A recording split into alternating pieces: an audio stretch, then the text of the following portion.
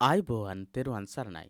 බෞද්ධ ධර්මාචාර්ය විභාගයේ සඳහා නියමිත බෞද්ධ ඉතිහාසය හා සංස්කෘතිය පොතේ තුන්වෙනි පරිච්ඡේදයේ දෙවැනි කොටස විදිහට අපි සාකච්ඡා කරන්නට සූදානම් කරගත්තේ ධර්මාශෝක රජතුමාගේ ධර්මාශෝක අධිරාජ්‍ය සහ රාෂ්ට්‍ර පාලනය කියන පාඩමේ දෙවැනි කොටස. ඉතින් මේ කොටස සාකච්ඡා කරන්නට කලින් අපි මේ පාඩම් සකස් කරන්නේ පිරිවෙන දහම් පාසල අපේ YouTube නාලිකාව තුලින් මේ විදිහට ටයිප් කරලා ඔබට අපේ නාලිකාව නරඹන්නට පුළුවන්. මේ විදිහට ටයිප් කරලා YouTube එකේ සර්ච් කරන්න පුළුවන්. එහෙම නැත්නම් සිංහල අකුරු වලින් මෙන්න මේ විදිහට පිරිවෙන කියලා ටයිප් කරද්දි මේ අකුර මේ විදිහට තමයි ටයිප් කරන්නටත් ඕන. ඉතින් එහෙම ටයිප් කරලා එහෙම නැත්නම් මේ හැම වීඩියෝ පාඩමකම යට තියෙනවා අපේ සලකුණ මෙන්න මේ විදිහට. ඒත් එක්කම subscribe කියලා මේ වගේ බටන් එකක් තියෙනවා. ඒ බටන් එකේ එබුවම මෙන්න මේ වගේ සලකුණක් බෙල් සලකුණ මතුවෙනවා. බෙල් සලකුණ මතුවුණා මේක මෙහෙම ක්ලික් කරන්න පුළුවන්. එතකොට මෙන්න මේ වගේ වෙනවා. එතකොට ඔබට පුළුවන් ඔබේ දුරකථනයේටම අපි අප්ලෝඩ් කරන එකතු කරන පාඩම් පිළිබඳ තොරතුරු ලබා ගන්නට. subscribe කරලා නැත්නම් අපේ නාලිකාව subscribe කරන්න කියලා මතක් කරන ගමන් ධර්මාචාර්ය විභාගයේ නියමිත බෞද්ධ ඉතිහාසය හා සංස්කෘතිය පොතේ තුන්වෙනි පරිච්ඡේදයේ දෙවැනි කොටස අපි සාකච්ඡා කරනවා. ආගමික සහනශීලීතාවය, ඒ වගේම මාඝාත ප්‍රතිපත්තිය වගේ කරුණු ඇතුළත් වෙන මේ කොටස සාකච්ඡා කරන්නට සූදානම් වෙන්නේ. ආගමික සහනශීලතාවය. ඈත අතීතයේ සිටම ඉන්දියාවේ ආගම් රැසක්ද ජාතීන් රැසක්ද ආගම් රැසක් තිබ්බා ඉන්දියාවේ. ඒ වගේම ජාතීන් රැසක් හිටියා. ඒ ආගම් රැසක් පවත්නා දේශයකට ආගමික සහනශීලතාවය අත්‍යවශ්‍යය. සාමාන්‍ය ආගම් රැසක් තියෙන තැනකට අවශ්‍යම දෙයක් තමයි ආගමික සහනශීලීතාවය කියලා කියන්නේ. ජාතීන් රැසක් තිබුණා ඉන්දියාවේ. ඒ වගේම ජාතීන් රැසක් තිබ්බා. ආගම් රැසක් තියෙන තැනකට ආගමික සහනශීලීතාවය කියන එක ඕන. පාලනයේ විශේෂ බුදුරදුන් අනුමත කළ සප්ත අපරිහානීය ධර්මවල ආගමික සහනශීලීතාවද ඇතුළත්ය. සප්ත අපරිහානීය ධර්මවල සඳහන් වෙනවා ආගමික සහනශීලීතාවය. ආගමික ස්ථාන ආරක්ෂා කිරීම, ඒ වගේම ආගමික මේ වශයෙන් දියුණුව ඇති කරගත්ත අයව ආරක්ෂා කිරීම කියන කාරණේ තමයි සප්ත අපරිහානීය ධර්මවල සඳහන් වෙන්නේ. ආගමානුකූලව සහනශීලී ස්වභාවයක්. ආගමික කටයුතු සිදු කර ගැනීම සඳහා එවැගේම ආගමික කටයුතු මගින් ජනතාව සහනශීලී විදිහට සැනසීමක් ලබා ගැනීමට අවස්ථා උදා කරලා දීම තමයි ආගමික සහනශීලීතාවය කියන එකෙන් අදහස් කරන්නේ. අශෝක රජතුමා මේ කරුණ ප්‍රායෝගිකව ක්‍රියාත්මක කළ අයුරු ඔහුගේ ප්‍රකාශ තුලින් ගම්ම්‍ය වේ. ප්‍රායෝගිකව ආගමික සහනශීලීතාවය ක්‍රියාත්මක කරපු බව අශෝක රජතුමාගේ 7 වෙනි ගිරිලිපියේ සඳහන් වෙන තොරතුරින් අපිට අවබෝධ කරගන්න පුළුවන්. අපි බලමු අශෝක රජතුමා 7 වෙනි ගිරිලිපියේ ආගමික සහනශීලීතාවයට අදාළ තොරතුරු කොහොමද සඳහන් කරලා තියෙන්නේ කියලා. රජතුමා සියලු තන්හිදීම සියලු ආගමිකයෝ වෙසෙත්වයි කැමති වෙති. රජතුමා සියලු තන්හිදීම සියලු ආගමිකයෝ වෙසෙත්වයි කැමති වෙති. ඒ සියල්ලෙහිම සංයමය හා ආධ්‍යාත්මික සුද්ධිය, කෘතඥතාව, දෘಢ භක්තිය යන මේවා ශ්‍රේෂ්ඨයයි සලකති. රජතුමා සියලු තන්හිදීම සියලු ආගමිකයෝ වෙසෙත්වයි කැමති වෙති. හැම තැනම හැම ආගමිකයෙක්ම ඉන්න ඕන කියලා අශෝක රජතුමා කල්පනා කරනවා. ඒ සියල්ලෙහිම සංයමය හා ඒ ආගමික ඉගැන්වීම් හැම එකකම සංයමයක් තියෙන්න ඕන. ආධ්‍යාත්මික සුද්ධියක් තියෙන්න ඕන. ඒ වගේම කෘතඥතාවයක්. එක එක ආගමික ඉගැන්වීම් වලට ගෞරව දැක්වීමක් වගේ. ඒ වගේම දෘಢ භක්තිය, දැඩිසේ භක්තියෙන් යුක්තව ශ්‍රද්ධාවෙන් යුක්තව කටයුතු කරන්නට ඕන. ඒක තමයි ශ්‍රේෂ්ඨ විදිහට සලකනවා කියලා ගිරිලිපි 7 සඳහන් කරලා තියෙන්නේ. ස්වකීය ලබ්ධියට පමණක් ගරු කරමින් අන්‍ය ලබ්ධීන්ට ගර්හා කිරීම නොකටයුතුය. තමන්ගේ ආගමික ඇදහීමට ගරු කරලා අනිත් ඒවාට නිග්‍රහ කිරීම නොකළ යුතුයි. ගර්හා කිරීම නොකළ යුතුයි. යම් යම් කාරණා නිසා අන්‍ය භක්තිකයන්ටද පූජා කටයුතු වේ. යම් යම් හේතුන් මත යම් යම් සිද්ධීන් මත අනිත් භක්තිකයන්ටත් පූජා කටයුතු වේ. පුද පූජා පවත්වන්නට අවශ්‍යයි. එයින් උභය පක්ෂයේම අභිවෘද්ධිය සිදුවේ. එහෙම එකිනෙකා අතර සමගියෙන් කටයුතු සිද්ධ වෙනකොට උභය පක්ෂයේම පක්ෂ දෙකේම අභිවෘද්ධිය දියුණුව සැලසෙනවා. එසේ නොකළහොත් තමන්ගේ ලබ්ධියට පාඩුද අන්‍ය ලබ්ධිකයන්ට අපකාරද වේ. එහෙම කරන්නේ නැත්නම් තමන්ගේ ලබ්ධියට පාඩුවක් සිද්ධ වෙන්න පුළුවන්. ඒ වගේම අන්‍ය ලබ්ධිකයන්ට අපකාරයක් අකටයුත්තක් කිරීමක් වෙන්න පුළුවන්. ඉඳින් යමෙක් තම නිකාය කෙරෙහි ආදරය නිසා හෝ තම නිකාය කෙරෙහි ගෞරවය පිණිස හෝ ස්වකීය ලබ්ධියට පූජා කරමින් අන්‍ය ලබ්ධීන්ට නිගා කියවේ නම් හෙතෙම තම නිකායට හානි පමුණුවයි. අශෝක රජතුමා එහෙම තමයි සඳහන් කරන්නේ. ඉඳින් යමෙක් තම නිකාය කෙරෙහි ආදරය නිසා හෝ තම නිකාය කෙරෙහි ගෞරවය පිණිස හෝ ස්වකීය ලබ්ධියට පූජා කරමින් අන්‍ය ලබ්ධීන්ට නිගා කියවේ නම් හෙතෙම තම නිකායට හානි පමුණුවයි. එබැවින් සාමග්‍රීය උතුම් වේ. සියල්ලෝම ඔවුන්ගේ ආගම ධර්මයන් දැන ශ්‍රවණය කරත්වා. ඔවුන් අදහන ධර්මය ඇසීමට රුචි උපදවත්වා. ඒ විදිහට අශෝක රජතුමා 12 වෙනි ගිරිලිපියේ සඳහන් කරන තොරතුරු 12 වෙනි ගිරිලිපියේ තමයි මේ තොරතුර අශෝක රජතුමා සඳහන් කරලා තියෙන්නේ.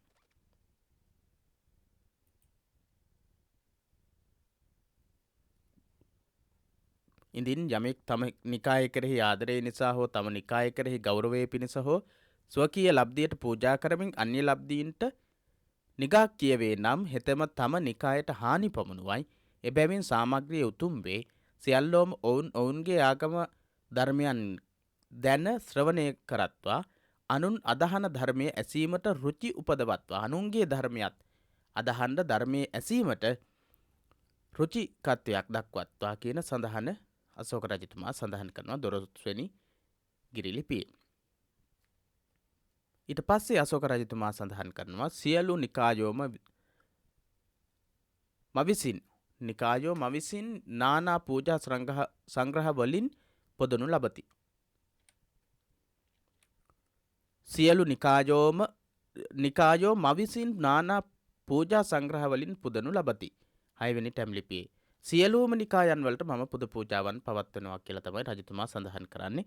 ඒ කියන්නේ එක පක්ෂයකට විතරක් එක පිරිසකට විතරක් අශෝක රජතුමා විශේෂත්වයක් දැක්ුවේ නැහැ කියන එක තමයි තුලින් සඳහන් කරන්නේ. පුරාණ වජ්ජි දරුවන් විසින් පිළිපැදී අපරිහානීය ධර්මයන්හි 6 සහ 7 මෙසේයි. පිළිපැදී අපරිහානීය ධර්මයන්හි 6 සහ 7 මෙසේයි. පුරාණ වජ්ජි දරුවෝ වජ්ජි ජනපදයේ රජවරු පිළිපැදපු අපරිහානීය ධර්මවල 6 වෙනි එක සහ 7 වෙනි එක බුදුරජාණන් වහන්සේත් ප්‍රශංසා කරනවා පරිනිබ්බාන සූත්‍රයේදී වජ්ජි භික්ෂුන් වහන්සේලාගේ සප්ත අපරිහානීය ධර්ම වලින් 6 වෙනි එක සහ 7 වෙනි කාරණේ මෙන්න මෙහිමයි. වජ්ජ රාජ්‍ය ඇතුළත හා පිටත පිහිටි පූජනීය ස්ථානවලට ගරු සත්කාර කිරීම හා ඒවා නඩත්තු කිරීම. වජ්ජ රාජ්‍ය ඇතුළත හා පිටත පිහිටි පූජනීය ස්ථානවලට පූජනීය ස්ථාන කියලා තමයි සඳහන් කරන්නේ.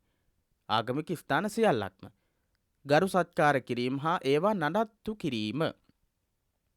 ආගමික රාජ්‍ය පක්ෂයට පහසුකම් ආගමික පූජ්‍ය පක්ෂයට පහසුකම් සැලසීම රටට පැමිණි පූජකයන් එහි සුවසේ විසීම හා නොපැමිණි පූජකයන් එහි පැමිණවීම.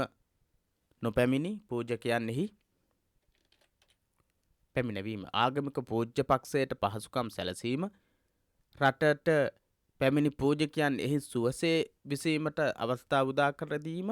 නොපැමිණි පූජකයන් එහි පැමිණවීමට වැඩම කරවා ගැනීමට කටයුතු කිරීම. දස රාජ්‍ය ධර්මයන්හි අවිරෝධතා යන්නෙන් පරස්පර විරෝධී උදහස් දරන පුද්ගලයන් සමග ශ්‍රද්ධාවෙන් කටයුතු කිරීම ඉගැන්වෙයි. අවිරෝධතා කියලා සඳහන් වෙනවා. කන්තිච අවිරෝධතා.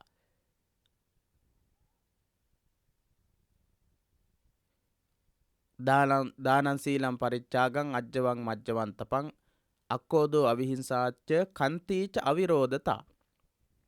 දසරාජ ධර්ම වලින් එකක් විදිහට සඳහන් කරනවා. ඒ කියන්නේ ශ්‍රද්ධාවෙන් කටයුතු කිරීම. විවිධ අදහස් විරුද්ධවාදී අදහස් උදහස් දරන පුද්ගලයන් එක්ක ශ්‍රද්ධාවෙන් සමානව කටයුතු කිරීම තමයි අවිරෝධතා කියන එකෙන් උගන්වන්නේ කියලා සඳහන් කරනවා. බහු ආගමික හා බහු ජාතික ජන සමාජයක් තුළ ජාතික හා ආගමික සහනශීලී බව අත්‍යවශ්‍යම දෙයකි. බහු ආගමික සහ බහු ජාතික ජන සමාජයක් තුළ ජාතික හා ආගමික සහනශීලීතාවය ජාතික සහනශීලීතාවය ආගමික සහනශීලීතාවය අවශ්‍යයි. අශෝක රජතුමා මේ කරුණ ඉතා විචක්ෂණව අවබෝධ කොටගෙන ක්‍රියාත්මක කළේ. විචක්ෂණ බුද්ධියෙන් යුක්තව අශෝක රජතුමා මේ තත්ත්වය අවබෝධ කරගත්තා. ජාති ගොඩක් තියෙනකොට ආගම් ගොඩක් තියෙනකොට ඒ අය අතර සහනශීලී ස්වභාවයක් තියෙන්නට ඕන. එකල භාරතයේ පැවති විවිධ සාමයික ඉගැන්වීම් පිළිබඳ මනා අවබෝධයක් රජුට තිබිණි. ඒ කාලේ තිබිච්ච ආගමික ඉගැන්වීම් ගැන අශෝක රජතුමාට හොඳ අවබෝධයක් හොඳ වැටහීමක් තිබ්බා. මොකද අර කාලිංග යුද්ධෙන් ජයග්‍රහණය කරලා පීඩාවට පත් වෙලා ඒ ජන සංහාරය පිළිබඳව ඇතිවෙච්ච වේදනාබර තත්ත්වය නිසා මානසික වික්ෂිප්ත භාවය නිසා අශෝක රජතුමා සියලු ආගමික ස්ථානවලට ගිහිල්ලා ඒ සඳහා සහනයක් හෙව්වා. සහනයක් හොයලා බැරි තැන තමයි රජතුමා එදා නිග්‍රෝධ සාමණේරයන් වහන්සේ මුණ ගැහෙන වෙලාවේදී දකින්න වෙලාවේදී සඳලු තලයට වෙලා තනියම කල්පනා කර කර හිටියේ. ඒ නිසා අශෝක රජතුමා දන්නවා ඒ ආගමික ඉගැන්වීම් කොයිතරම් දුරට තිබුණාද මොනවද තිබුණු ආගමික ඉගැන්වීම් කියලා.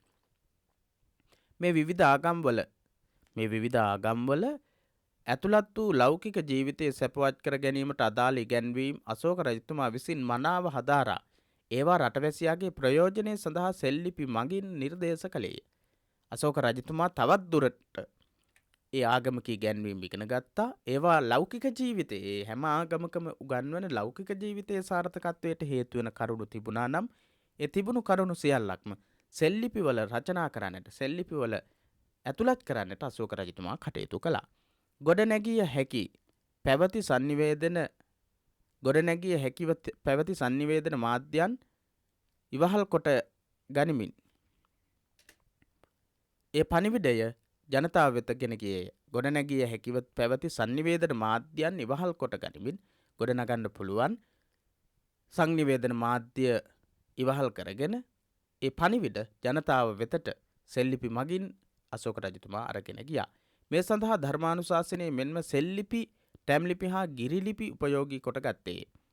අශෝක රජතුමා ඒ කියන ආගමික සහනශීලීතාවයට අයත් වෙන ආගම්වල උගන්වපු ලෞකික ජීවිතයේ සාර්ථකත්වයට හේතු වෙන කරුණු සියල්ලක්ම ධර්මානුශාසනා විදිහට පැවැත්තුවා. ඊට අමතරව සෙල්ලිපි මාර්ගයෙන් සහ ටැම්ලිපි සහ ගිරිලිපි මාර්ගයෙන් අශෝක රජතුමා ව්‍යාප්ත කරන්නට කටයුතු කළා. ඒ විදිහට අශෝක රජතුමා ධර්මානුශාසනා විදිහට එවැගේම සෙල්ලිපි ටැම්ලිපි වලින් මේ ලෝක ජීවිතය සාර්ථක කරගන්නට හේතු වෙන කරුණු ව්‍යාප්ත කිරීම තමයි අශෝක රජතුමා ධර්ම යාත්‍රා තුලින් කළේ. ධර්ම යාත්‍රා තුලින් සිද්ධ කරන්නේ තමන් විවිධ ආගමික ඉගැන්වීම් තුලින් ඉගෙනගත්ත දේවල් ලෝකේ පුරාම මිනිස්සුන්ට පාවිච්චි කරන්නට කියවන්නට පුළුවන් වෙන විදිහට ජනගත කිරීම, සමාජගත කිරීම. ඒ සඳහා ධර්ම අනුශාසනා රජතුමා පවත්වන්නට යෙදුණා. ඒ වගේම ධර්ම මහා මාත්‍රවරු ලව පවත්වන්නට යෙදුණා. ඊට අමතරව සෙල්ලිපි, ටැම්ලිපි, ගිරිලිපි වල ඒ කරුණු රචනා කරලා ඒක ඒ කාලේ තිබුණු ඊටමත් හොඳ sannivedana මාධ්‍යයක් වුණා. සෙල්ලිපි, ගිරිලිපි, ටැම්ලිපි.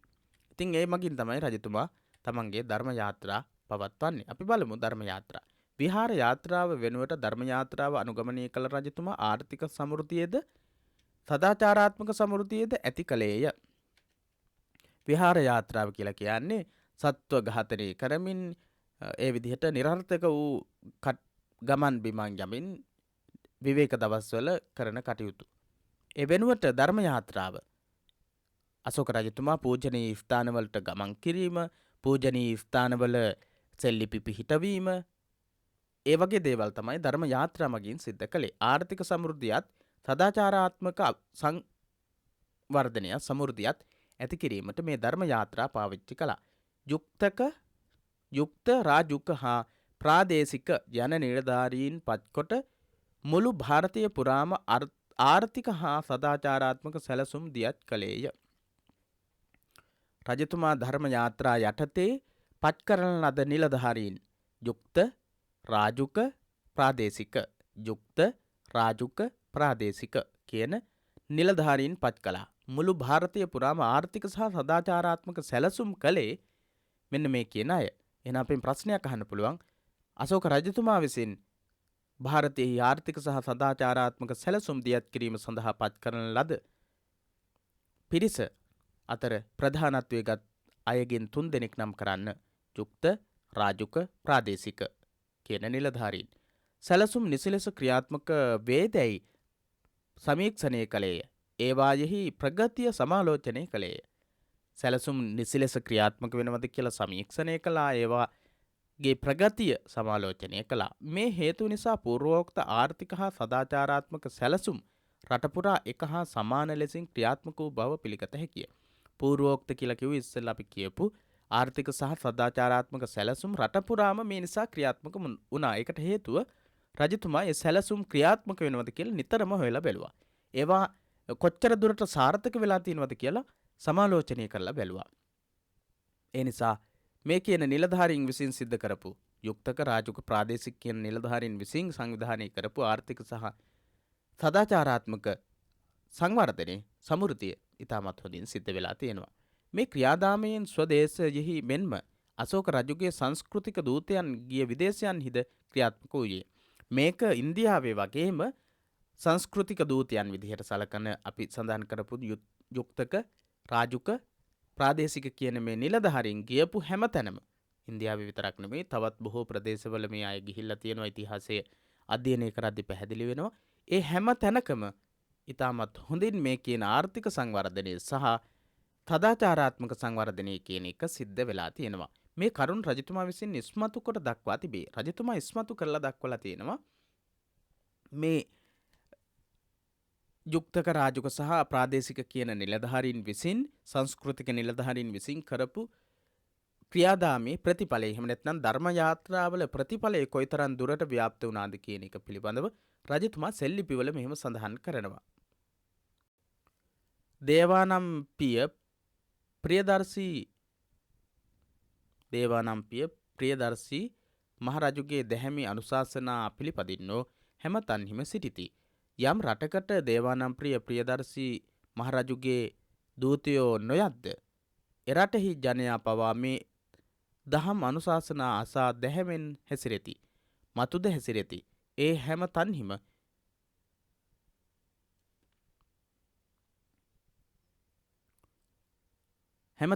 දිනු මේ දැහැමි දිනුම සතුට උපදවයි. දැහැමි දිනුමෙන් ලැබෙන්නේ සතුටය. දේවානම්ප්‍රිය ප්‍රියදර්ශී රජුගේ දැහැමි අනුශාසනා පිළිපදින්නෝ හැම තන්හිම සිටිති. යම් රටකට දේවානම්ප්‍රිය ප්‍රියදර්ශී රජුගේ දූතයෝ නොයද්ද එරටෙහි ජනයා පවා මේ දහම් අනුශාසනා අසා දැහැමෙන් හැසිරෙති. මතුද හැසිරෙති. ඒ හැම තන්හිම දිනු මේ දැහැමි දිනුම සතුට උපදවයි. දැහැමි දිනුමෙන් ලැබෙන්නේ සතුටයි. දැහැමි දිනුමකින් ලබා ගන්න පුළුවන් සතුටයි කියලා රජතුමා තමන්ගේ ධර්ම යාත්‍රා කොයිතරම් දුරට ව්‍යාප්ත වුණාදෙහි ප්‍රතිඵල කොයිතරම් දුරට සාර්ථක වුණාද කියන එක පිළිබඳව ඒ විදිහටයි සඳහන් කරන්නේ.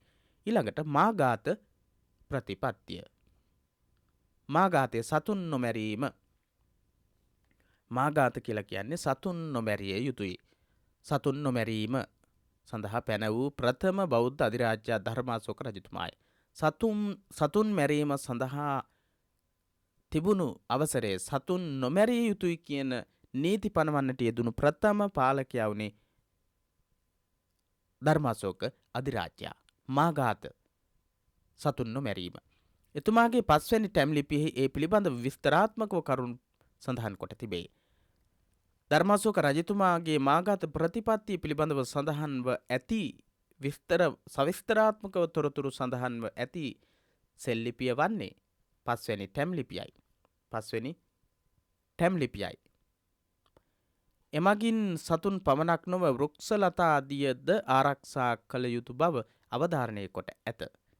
මේ සෙල්ලිපියේ 5 වෙනි සෙල්ලිපියේ සඳහන් වෙනවා සත්තු විතරක් නෙවෙයි වෘක්ෂලතා පවා ආරක්ෂා කළ යුතු බව. පරිසරයේ සංරක්ෂණය පිළිබඳ මේ මහඟු ආදර්ශය එතුමා ක්‍රියාවෙන්ම මූර්තිමත් කළේ. පරිසරයේ සංරක්ෂණය සතුන් ආරක්ෂා කිරීම ගහකොළ ආරක්ෂා කිරීම මේක පරිසර සංරක්ෂණය විදිහට සඳහන් වෙනවා. ඒ පරිසර සංරක්ෂණය රජතුමා කොයිතරම් දුරට ක්‍රියාත්මක කළාද කියන එක පහතින් අපිට පැහැදිලි වේවි. රජ මෙසේ කියයි. අභිෂේක කළ සවිසිවස් ඇත්තා වූ මා විසින් මේ ජීවීහු නොනැසිය යුතු කරන ලදහ. රජ මෙසේ කියයි. අභිෂේක කළ සවිසිවස් ඇත්තා වූ මා විසින් මේ ජීවීහු නොනැසිය යුතුයි කරන ලදහ. එනම් ගිරව් සැලලිහිණි යන මොහුද පරිභෝජනයට නොගන්නාහ. රජතුමා මේ කියන සත්තු පරිභෝජනයට නොගන්න. නොකන සියලු සිව්පාවෝද යන මොහුද වෙති.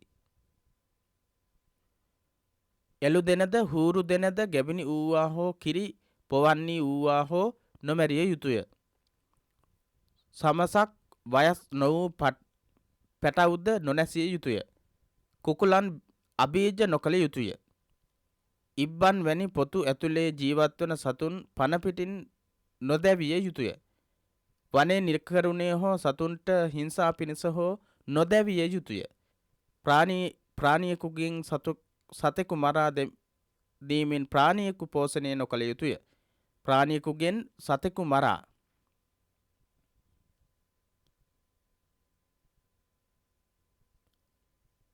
දීමෙන් ප්‍රාණියෙකු පෝෂණය නොකළ යුතුය. නියමිත හැම උපෝසත දිනයන්හිද මසුන් නොමැරිය යුතුය. නොවිකිනිය යුතුය. මෙකී දිනවලම නාග වනයෙහිද මසුන් මරණන්ගේ පොකුණුවලද යම් අන්‍ය වූ සත්ව වර්ගය වෙත්නම් ඔවුහුද නොනැසිය යුත්තාහ. එවිදිහට අශෝක රජතුමා සඳහන් කරලා තියෙනවා. මාඝාත ප්‍රතිපත්තිය යටතේ අපි නැවත වතාවක් ඒ කරුණු ටික බලමු. ගිරව් සැලලිහිණි යන මොහුද පරිභෝජනයට නොගන්නාහ. නොකන සියලු සිව්පාවෝද යන මොහුද වෙති. එළු දෙනද හූරු දෙනද ගැබිනි වූවා හෝ කිරි පොවන්නේ වූවා හෝ නොමැරිය යුතුය. සමසක් වයස් නොවූ පැටවුද නොනැසිය යුතුය. කුකුලන් අබීජ නොකළ යුතුය. ඉබ්බන් වැනි පොතු ඇතුලේ ජීවත්වන සතුන් පනපිටින් නොදැවිය යුතුය. වනේ නිකරුණේ හෝ සතුන්ට හිංසා පිණිස හෝ නොදැවිය යුතුය. ප්‍රාණියෙකුගෙන් සතෙකු මරා පන ඇති සතෙකු මරා දීමෙන් ප්‍රාණියෙකු පෝෂණය තවත් ප්‍රාණියෙකු පෝෂණය නොකළ යුතුය. නියමිත හැම උපෝසත දිනයකදීම මසුන් නොමැරිය යුතුය. නොවිකිනිය යුතුය. මෙකී දිනවලම නාග වනයෙහිද මසුන් මරන්නන්ගේ පොකුණුවලද යම් අන්‍ය වූ සත්ව වර්ග වෙත්නම් ඔවුහුද නොනැසිය යුත්තාහ කියලා අශෝක රජතුමා නීති පනවනවා. බෞද්ධ පාලකයා මිනිසුන්ට පමණක් නොව සිව්පාවුන්ට හා පක්ෂීන්ට ආරක්ෂාව සැලසිය යුතු බව ඉහතදී අප සාකච්ඡා කළෙමු. ඉහතදී අපි සාකච්ඡා කළා පක්ෂීන්ට ආරක්ෂාව සැලසිය යුතු බව අශෝක රජතුමා ඒක ක්‍රියාවෙන්ම පෙන්වලා තියෙනවා. ලෝක ඉතිහාසයේ පළමුවරට අශෝක රජතුමා මේ බෞද්ධ ඉගැන්වීම් ක්‍රියාවට නැඟූ අයුරු මේ ප්‍රකාශයෙන් ප්‍රකට වෙයි. මේ ප්‍රකාශයෙන් අපිට පේනවා අශෝක රජතුමාගේ මාඝාත ප්‍රතිපත්තිය පිළිබඳව ඉදිරිපත් කරන්නට අපි සඳහන් කරපු කරුණු ඉතාමත් ප්‍රයෝජනවත් වේවි. අශෝක රජතුමාගේ මාඝාත ප්‍රතිපත්තිය ගැන නිතරම විභාගවලට අහලා තියෙනවා. ඒ නිසා මාඝාත ප්‍රතිපත්තියේ අශෝක රජතුමා විසින් සෙල්ලිපිවල ලියලා තිබුණු ඒ තොරතුරු කිහිප වතාවක් කියලා මතකයේ රඳවා ගන්න. මිහිතලේ සියලු දෙනාටම අයත් බවත් මිනිසාගේ පැවැත්මට සිව්පාවුන් පමණක් නොව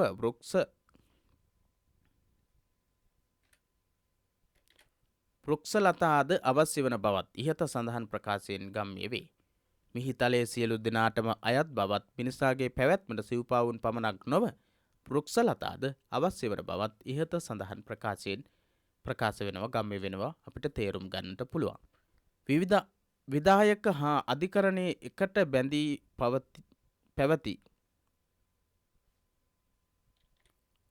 පැවති ප්‍රජාපාලනයේදී වැරදිකරුවන් සුමගට ගැනීම සඳහා සමාජ යහ පැවැත්ම සඳහාත් නීතිය ක්‍රියාත්මක කළ යුතු වෙයි. විවිධ විධායක හා අධිකරණයේ එකට බැඳී පැවති පාලනයෙහිදී විධායක සහ අධිකරණයේ එකට බැඳීලා තමයි පවතින්නේ පාලනේ. ඉතින් වැරදිකරුවන් සුමගට ගැනීම සඳහා සමාජ යහපැවැත්ම සඳහා නීතිය ක්‍රියාත්මක කළ යුතු වෙනවා. නීතිය සමග දණ්ඩනයද අත්වැල් බැඳගෙන ඉන්නවා. නීතියත් එක්ක දණ්ඩනයත් අත්වැල් බැඳගෙන තියෙනවා. නීතිය පනවනවා. ඒ නීතියට අනුව දණ්ඩනයක් තියෙනවා. ඒ නීතිය කඩ වෙනවා නම් අනිවාර්යයෙන්ම දඬුවම් ලබා දෙනවා. බෞද්ධ අධිකරණ ක්‍රමයේ වූ කලි හුදෙක් දඬුවම සඳහා වෙන් වූයේ නොවේ. බෞද්ධ අධිකරණ ක්‍රමයේ දඬුවම සඳහාම වෙන් වුණේ නැහැ.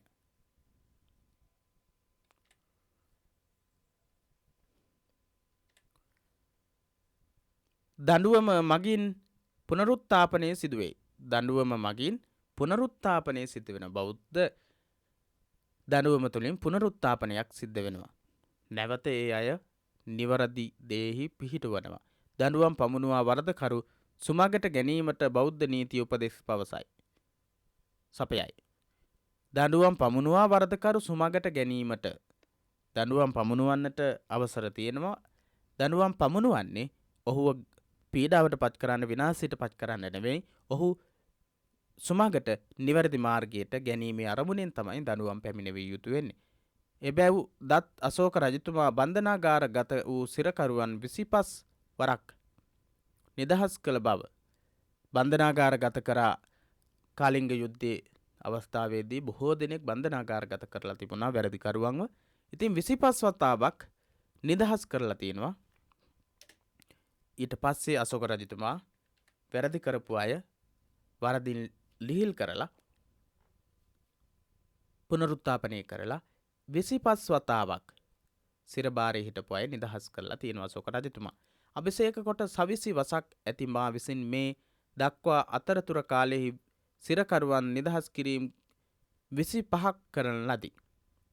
25 වතාවක් සිරකරුවන් නිදහස් කරලා තියෙනවා කියලා අශෝක රජතුමා 5 වෙනි ටැම් ලිපියේ සඳහන් කරනවා. අභිෂේක කොට සවිසි වසක් ඇති අවුරුදු 20 වසක්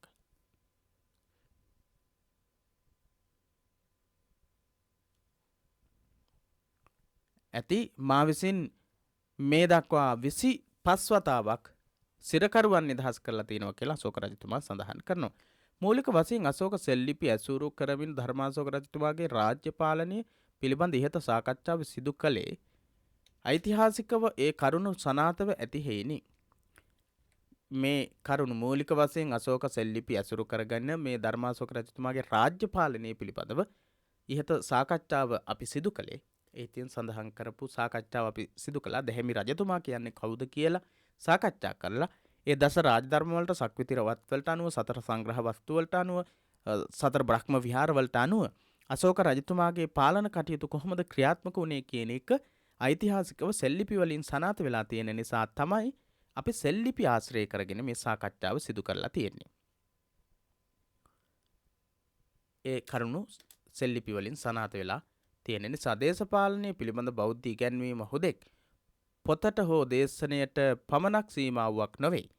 භාවිතයෙන් තොරවන හුදු සිද්ධාන්ත පද්ධතියක් පමණක්ද නොවේ. ඉතා යහපත්සේ භාවිතයට ගත හැකි මූලධර්ම සමුදායකි. එය ඓතිහාසික වශයෙන් සත්‍ය බව ධර්මාශෝක රජතුමා මූර්තිමත් කොට දැක්වූයේය. අශෝක රජතුමා බෞද්ධ දේශපාලනික ඉගැන්වීම් සමාජයට අරගෙන ගියායි වගේම ඒ සමාජය තුළ දේශපාලනිකමය වශයෙන් බෞද්ධ ඉගැන්වීම් ඉතාමත් හොඳින් මූර්තිමත් කරපු රජ කෙනෙක් තමයි ධර්මාශෝක රජතුමා.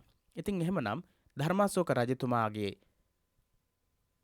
ආගමික සහනශීලීතාවය සහ මාඝාත ප්‍රතිපත්තිය ධර්ම යාත්‍රා එවැගේම මාඝාත ප්‍රතිපත්තිය හා සම්බන්ධ කරගනිමින් ධර්මාශෝක රජතුමා කටයුතු කරන ආකාරයන් පිළිබඳවයි මේ කොටසේදී සාකච්ඡා කළේ. අපේ නාලිකාව සබ්ස්ක්‍රයිබ් කරන්නට පුළුවන්. මේ වගේ අපේ ලෝගෝ එක ඔබට දකින්නට ලැබේවි. වීඩියෝ එකකින් යට තියෙනවා අපේ සලකුණ. ඒ ළඟම මේ වගේ සබ්ස්ක්‍රයිබ් කියන බටන් එක තියෙනවා. ඒක ඔබන්න. ඉතින් ඔබට පුළුවන් ඔබේ දුරකථනයටම අපි එකතු කරන පාඩම් ලබා ගන්නට. එහෙමනම් අපි බෞද්ධ ධර්මාචාර්ය විභාගයට නියමිත බෞද්ධ ඉතිහාසය හා සංස්කෘතිය පොතේ 3 වෙනි පරිච්ඡේදයේ දෙවැනි කොටස සාකච්ඡා කරලා ඉවරයි. අපි ඊළඟට බලාපොරොත්තු වෙන 4 වෙනි පරිච්ඡේදය සාකච්ඡා කරන්නට. ඒ වගේම ඉතාමත් ඉක්මනින් අභිධර්මයේ පාඩම් සාකච්ඡාව ආරම්භ කරන්නට අපි සූදානම්. එසේනම් පේල් නොවි සමත් වෙන්න එන්න අපෙන් ඉගෙන ගන්න කියන තේමාව යටතේ අපි ඉගෙන ගනිමු ධර්මාචාර්ය විභාගයේ ඉතාමත් හොඳින් සමත් වෙන්නට කටයුතු කරමු කියන ප්‍රකාශය කරමින් මේ පාඩමෙන් සමුගන්නවා. ඔබට තෙරුවන් සරණයි.